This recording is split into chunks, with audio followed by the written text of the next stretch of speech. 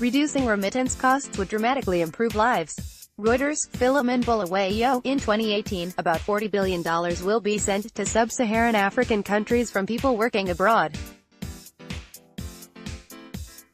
They will be charged exorbitantly.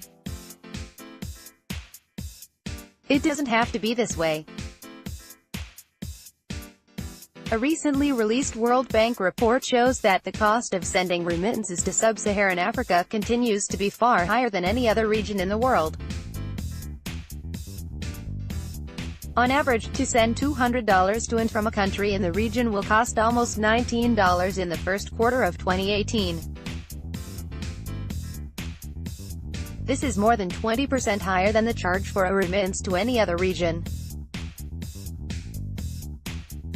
Globally, about over $600 billion in remittances were sent in 2017, while average remittance costs for Sub-Saharan Africa fell dramatically from 14% in 2008 to about 10% in 2014. Little progress has been made recently. The average fee cost has hovered between 9% and 10% since 2015. PDF. Given that these remittances make up 2.5% of the region's GDP, there is little that could be done that would benefit more Africans than lowering these fees. Remittances are particularly important to certain countries. In Liberia, Comoros, and the Gambia, remittances make up over 20% of GDP. Even in Nigeria, Africa's largest economy, remittances were worth 5.6% of GDP in 2017. In fact, Nigeria's oil revenues in 2017 of around $20 billion were lower than the $22 billion it received in remittances. These estimates are conservative, says the World Bank, as they don't include remittances using informal channels. So what can be done? Governments can make the industry get more competitive. Regulations require money transfer operators to make sure that they are not assisting in the laundering money or sending money to terrorists. The administrative costs associated with these checks may deter bad actors, but they also drive up the cost for the millions of people legally receiving money, turning many to informal markets. Making these regulations less onerous would be worth the risks, particularly for transactions of small amounts. Another reason for the expense of remittances is that, in many countries, consumers lack choice.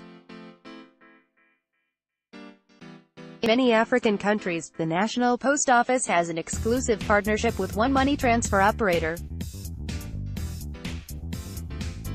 Since the post office is the most accessible place to collect their remittances for many people, particularly in rural areas, this means they are facing a virtual monopoly.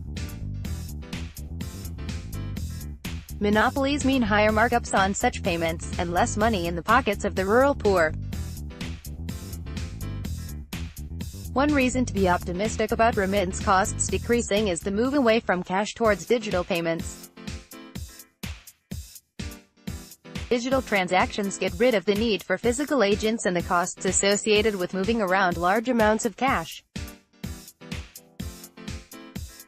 As my colleague Ying Fadigo pointed out on a recent episode of the Slate Money podcast, new digital entrants into the Nigerian remittance market have significantly brought down costs. In the first quarter of 2018, digital transfer providers like Azimo and TransferWise offered the lowest charges on remittances from the UK to Nigeria.